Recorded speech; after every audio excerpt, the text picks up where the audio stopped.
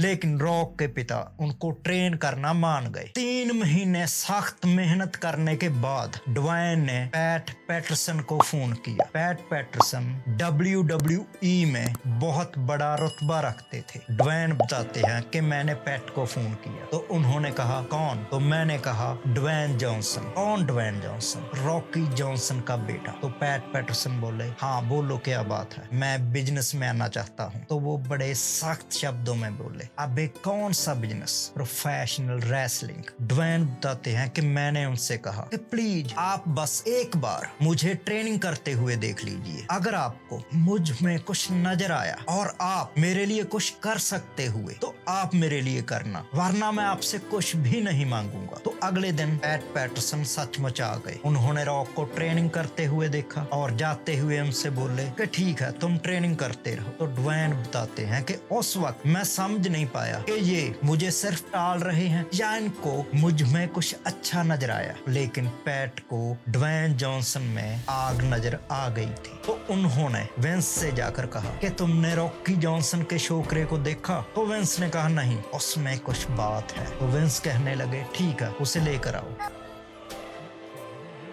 तो विंस ने Dwayne Johnson को बुलाया। तो उस वक्त WWE का एक बड़ा शो होने वाला था। पैट पैटरसन ने ड्वेन जॉनसन के लिए एक मैच रखा। ये मैच तब होना था जब स्टेडियम में लोग आ रहे होते थे, आधे या उससे भी कम लोग आए होते थे। तो जो लोग आ चुके होते थे उनको शांति से बिठाए रखने के लिए कुछ साधारण से आम से जो पहलवान होते थे उनके मैच करवाए जाते थे। जो असली शो शुरू होता था वो उससे काफी बाद में शुरू होता था, जब सारे लोग आ जाते थे। ड्वेन जॉनसन कुश्ती के लिए तैयार हो रहे थे। तो विंस ने उनको देखकर पैट से पूछा ये कब से रेसलिंग कर रहा है? तो पैट पैटरसन ने कहा कि इसने तो अभी तक एक भी मैच नहीं खेला, आज उसका पहला मैच है। तो विंस बोलने लगे अरे यार पैट ये रिंग में हक देगा। लेकिन पैट पैटरसन को रॉक पर भरोसा था। रॉक का वो मैच हुआ, वो रिंग से वापस आई। तो विंस उनसे बोलने लगे कि थोड़ी देर रुको कि मैं आज तुम्हें एक और मैच दूंगा। ड्वेन बताते हैं कि वहां 15,000 लोगों की भीड़ थी।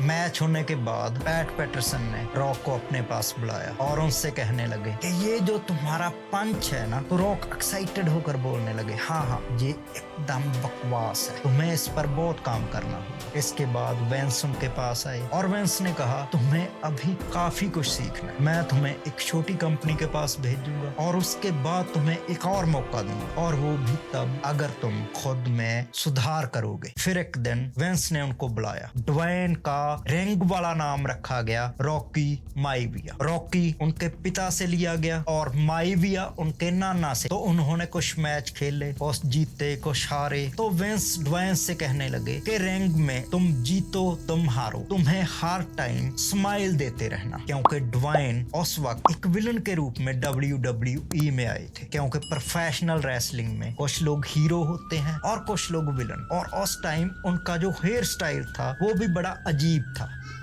हाँ लेकिन हुआ कुछ ऐसा कि ये रॉकी माइविया का कैरेक्टर दर्शकों को बिल्कुल भी पसंद नहीं आया। लोग भर भर कर गालियां बकते। ड्वेन एक तो नए रेसलर थे, उनकी उम्र भी सिर्फ 25 साल थी और हर तरफ से गालियों की बौछार होने लगी। तो रॉक ने काफी मैच खेले। एक दिन उनके पैर में चोट लग गई। तो विंस उनसे कहने लगे कि तुम कुछ दिन आराम करो, मैं देखता हूँ कि गलती कहाँ पर हुई, दर्शक इस कैरेक्टर से इतनी नफरत क्यों करते हैं। तो रॉक वापस घर चले गए। उन्होंने कुछ हफ्ते आराम किया। तो रॉक बताते हैं जब मैं आराम कर रहा था तो मैं अपने जो जान पहचान के और रेसलर थे और वो जापान में रेसलिंग करते थे, तो मैं उनसे बात करता, क्योंकि WWE में ना तो मुझे अपना नाम पसंद था, मैं अपनी पहचान खुद बनाना चाहता था, और ना ही मुझे अपना वो कैरेक्टर पसंद था कि हर टाइम मुस्कुराते रहो। मुझे लगता था कि मैं ऐसा नहीं, और मुझ में जो करेक्टर असल में है वो भी ऐसा नहीं है। तो रॉक चोरी छिपे जापान में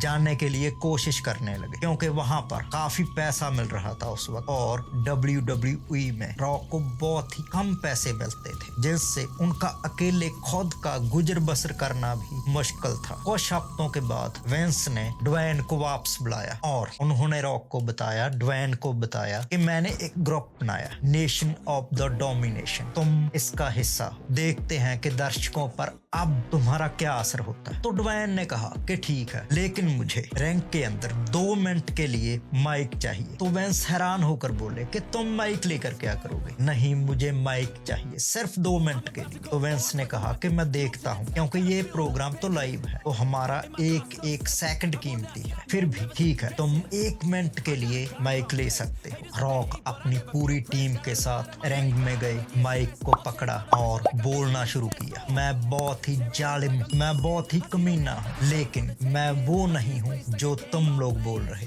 और मेरी ये टीम तुम सब लोगों की तशरीफ पर तकड़ी लात साबित होगी। और जहाँ तक इज्जत का सवाल है, वो चाहे जबरदस्ती छीनो, वो मैं हासिल करके रहूंगा। तो ड्वेन बताते हैं कि ये वो पल थे जब मुझे लगा कि मैं आजाद हो गया, और इससे पहले मैं जब भी रिंग में जाता तो मैं खुद को कैद महसूस करता, लेकिन ये पल मेरे लिए सुनहरी पल थे और इन पलों को मैं आज भी महसूस कर सकता। इस 1 मिनट का जो असर था वो दर्शकों पर जादू की तरह हुआ, और अगले कुछ हफ्तों में ड्वेन जॉनसन WWE के उस टाइम के सबसे मशहूर खलनायक में से एक हो गए। तो आप सोचिए, एक नौजवान एक ऐसा काम करना चाह रहा है जो कि उसकी गरीबी का कारण है कि माँ बाप उसका साथ नहीं दे रहे, फिर भी वो नौजवान अपनी जिद पर अड़ा हुआ। वो मैच खेलता है, पहली बार 15,000 लोगों के बीच वो 15 के 15,000 लोग उस नौजवान को भर भर के गालियां देने लगते हैं, फिर भी